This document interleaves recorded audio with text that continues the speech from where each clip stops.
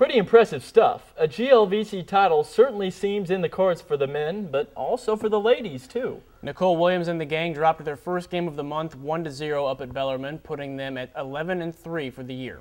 The women's Panthers, like the men's team, play their final 2 home games of the regular season this weekend. And these games are crucial, John. The team is locked in a 4-way tie for first place, both with NKU and Indianapolis, their 2 opponents this weekend, as well as Bellarmine. Important indeed. We'll catch you up on the team's final home games as well as where they stand in the conference standings.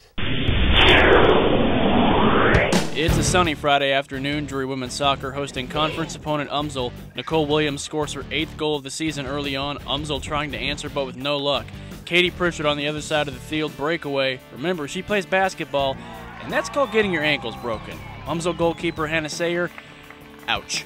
Second half now, still pretty sunny outside. 57th minute off the corner kick from Micah Little. Katie Pritchard, she's got ups, and she's got her 2nd goal of the afternoon. The 7th goal on the season for Pritchard. 1 more goal on the day for Drury, just for good measure. Christy Stewart puts one in the net only about a minute later. The team improves to 9-2 on the year. Sunday, October 4th, Alf Bilbao and the women's soccer team hosting Southern Indiana. Right to the action, we just catch the end of it. Freshman Kelly Gallagher scores her 1st goal as a Lady Panther, making it 2-0 after an earlier goal by Hillary Cockrell. DU keeper Jesse Sanderson tracks this one down, and that's really about as close as the Screaming Eagles would get the rest of the game. Now late 82nd minute, that's Nicole Williams. She scores her 9th goal on the year, leads the team in that category. Sanderson records her 8th shutout of the season, and the women improve to 10-2 on the season. At home, Lady Panthers soccer hosting the always dangerous NKU. Early first half, Katie Pritchard, hard kick, but smothered by North keeper Rachel Wood. Now final seconds of the first half, Spotlight Wood. The ball is already past her, but NKU makes the desperation save anyways. 0-0, we move to the second half.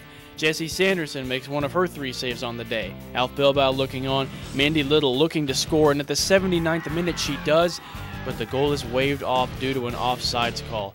Frustration on Drury's side, and NKU takes advantage on an Amanda Mason goal. 3 minutes later, the only one of this game, NKU takes it 1-0. Both soccer teams probably going to play a little bit longer. These next guys, not so much. Fall season has ended for both Drury golf teams. The men finished their season strong, taking 2nd place in the U.S. Invitational and 4th in the TVA Credit Union Classic. The men were led by freshman Sean Vanderwall's 3rd place finish in the U.S. Invitational and junior Thomas Hayes' 3rd place finish in the TVA Credit Union Classic.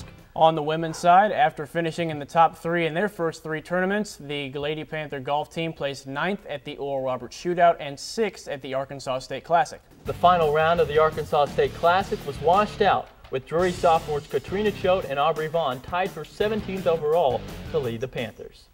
Staying in fall sports, both cross-country teams have been competing well towards the end of their seasons. The nationally ranked men finished 3rd at the Great Lakes Valley MIAA Challenge meet. Led by junior Derek Berry's 2nd place finish, the 20th team in the nation, your Drury Panthers, took 3rd place at the meet. On the women's side, the ladies placed 8th overall at the meet, led by Stephanie Coward's 30th place finish. Both squads will compete at the GLVC Championships next weekend in Louisville, Kentucky. As fall sports begin to wrap up, you okay? Winter sports are starting their practices. First practice for the men's and women's basketball team was Thursday, October 16th. Yeah, I was fortunate enough to go until, well, I guess I was in the way, and Coach Hesser yelled at me, and he told me to get on the line, and I had to run sprints. He made you run. Coach Hesser made you run sprints. Yeah. The journalist. Yeah, 10 down in bags. Do we need to go to? Do we need to? No. Okay, I'm kidding. No, practice was great, but I mean, both teams really got after it, and you could tell that they were really excited to get the season going. Learn to practice. Practice is not punishment.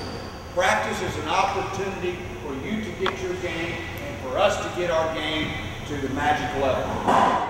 The women open up an exhibition matchup at Vanderbilt on November 7th before opening their season at home against Texas A&M Commerce on November 20th. The men open up their season at home in a rivalry matchup against neighbors Southwest Baptist on November 16th. We here at DU Sports are your home for basketball, as we'll have all coverage from home games as well as a few road games this year. Moving from the hardwood to the pool, Drury swimming is already underway. The men finished third out of 7 teams at the University of Missouri Show Me Showdown, finishing behind Missouri State and Mizzou. The women Panther swim team also took third, with Mizzou taking the gold and Missouri State the silver. Well, I think we've done our duty. We'll be back next week, so don't go far. Until then, for Bobby Hearn, I'm John Miller. Enjoy the reruns, folks. As fall sports begin to wrap up, winter sports are starting their practices. First practice for the men's and the women's basketball teams was Thursday, October 16th. You know, I was fortunate enough to go until, let's just say, I was in the way. Why did I just do this?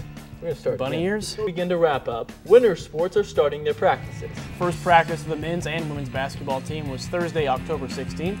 You know, I was fortunate to go until, I guess I was in the way, and coach yelled at me, sent me to the line, made me run sprints. It was awesome. Coach Shelley, right? What? Coach Shelley. No, it was not a female coach, Bobby. Okay.